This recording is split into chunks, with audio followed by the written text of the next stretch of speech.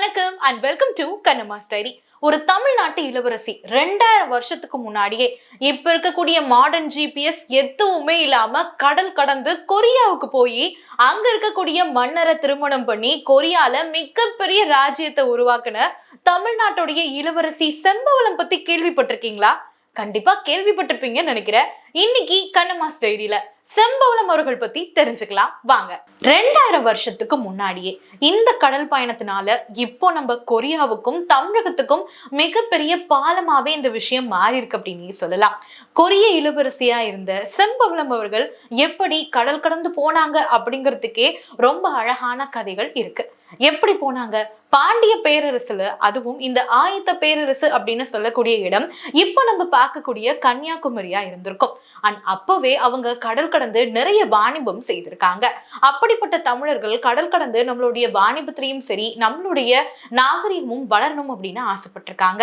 அப்படி இருந்த போதுதான் செம்பவளம் அவர்களுடைய தாயார் கனவுல செம்பவளம் கடல் கடந்து போய் ஒருத்தரை திருமணம் பண்ணிக்க போறாங்க அப்படின்னு கடவுள் சொன்னதாகவும், இதே விஷயம் அங்க இருந்த கொரியா மன்னருக்கும் அதே மாதிரி கடவுள் தோன்றி கடல் கடந்து ஒரு ராணி உங்களை பார்க்க வருவாங்க, அவங்களவே திருமணம் பண்ணிக்கோங்க அப்படின்னு சொன்னதாகவும் கதைகள் இருக்கு.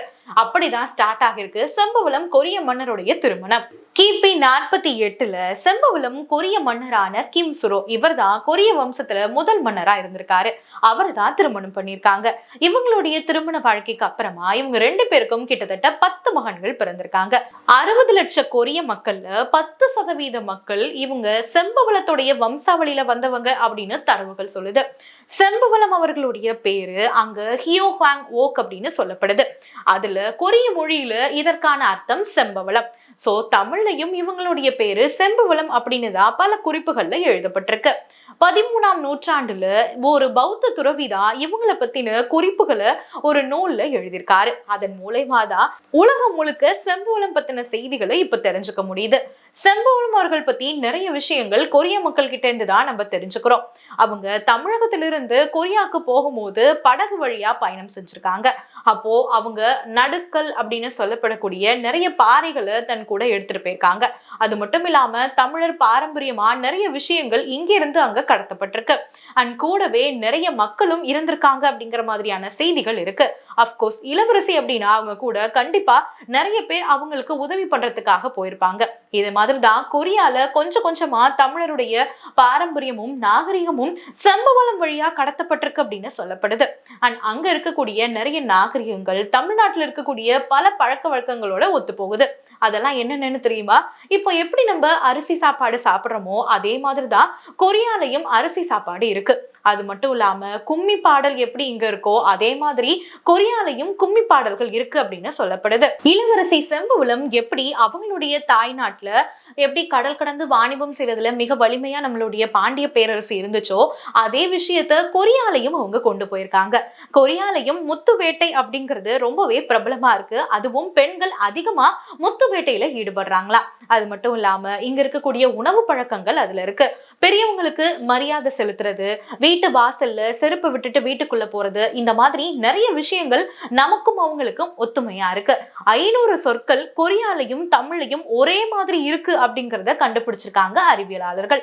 அம்மா அப்பா எப்படின்னு நம்ம கூப்பிடுறோமோ அதே மாதிரிதான் கொரியாலையும் அவங்களுடைய அப்பாவையும் அம்மாவையும் இப்படிதான் சொல்றாங்களா. இது மட்டும் இல்லாம கொரியால தமிழ் பாரம்பரியத்துக்கு ஏத்த மாதிரி நிறைய விஷயங்கள் இருக்கு அப்படின்னு சொல்லப்படுது. இங்க எப்படி ஒவ்வொரு விஷயமும் நம்ம பின்பற்றோமோ அதே மாதிரி செம்பவளம் அவர்கள் நம்மளுடைய தமிழர் பாரம்பரியத்தை கொரியாவிலையும் கடத்திருக்காங்க. அண்ட் இப்ப வரையும் கொரியால அவங்கள ஒரு தெய்வமா மதிக்கிறாங்க அப்படின்னு தான் சொல்லணும். அவங்களுடைய கல்லறையில அவங்க எப்படி தமிழகத்துல இருந்து கொரியாவுக்கு படகுல போறப்போ கற்கள் எடுத்துட்டு போனாங்களோ அத கல்லறையில இப்ப வரையும் வச்சிருக்காங்களா. இளவரசி செம்பவளம் அவர்கள் அங்க மிகப்பெரிய வம்சத்தை உருவாக்கியிருக்காங்க. அது மட்டும் இல்லாம தமிழர்கள் கிட்ட இருந்து அவங்க கத்துக்கிட்ட நாகரிகத்தையும் பாரம்பரியத்தையும் கொரியாவிலையும் கொண்டு போய் சேர்த்திருக்காங்க. அவங்க தன்னோட எடுத்துக்கிட்டு போன நடுக்கற்கள் இப்ப வரையும் கொரியால இருக்கக்கூடிய செம்பவளம் அவர்களுடைய கல்லறையில பார்க்க முடியுது. அது மட்டும் இல்லாம அவங்களுடைய கல்லறையில 2 மீன்கள் பொறித்த ஒரு சின்னத்தையும் பார்த்திருக்காங்க. அதுக்கப்புறமா தான் இவங்களை பத்தின நிறைய விஷயங்கள் தமிழ் மக்களால பார்க்கப்படுது. பாண்டிய பேரரசுல பிறந்த செம்பவளம் கொரியால மிகப்பெரிய வம்சாவளியை கொண்டு வந்திருக்காங்க. கிட்டத்தட்ட கொரியா கொரியால 10% மக்கள் இப்போ இவங்களுடைய அரசுல வந்திருக்காங்க அப்படின்னா கண்டிப்பா இது ஒரு பெரிய விஷயம் அப்படின்னே சொல்லலாம். இளவரசி செம்பவளம் அவர்களுடைய கதை எப்படிப்பட்டது அப்படின்னா, இது ஒரு பெண்ணுடைய கதை மட்டும் இல்லாம தமிழகத்துக்கும் கொரியாவுக்கும் கிட்டத்தட்ட இது ஒரு பாரம்பரியத்துடைய பாலமாவே இவங்களுடைய வாழ்க்கை பயணம் இருக்கு அப்படின்னு தான் சொல்லணும்.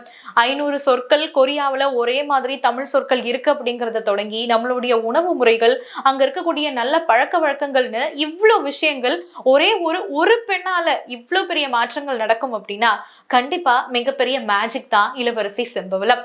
கொரியாவுல அவங்கள மிகப்பெரிய ராணியா இப்ப வரையும் கொண்டாடுறாங்க. நம்ம தான் இப்படிப்பட்ட இளவரசிய மிஸ் பண்ணிட்டோம்னு நான் நினைக்கிறேன்.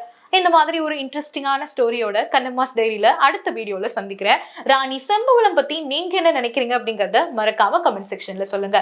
தேங்க்யூ.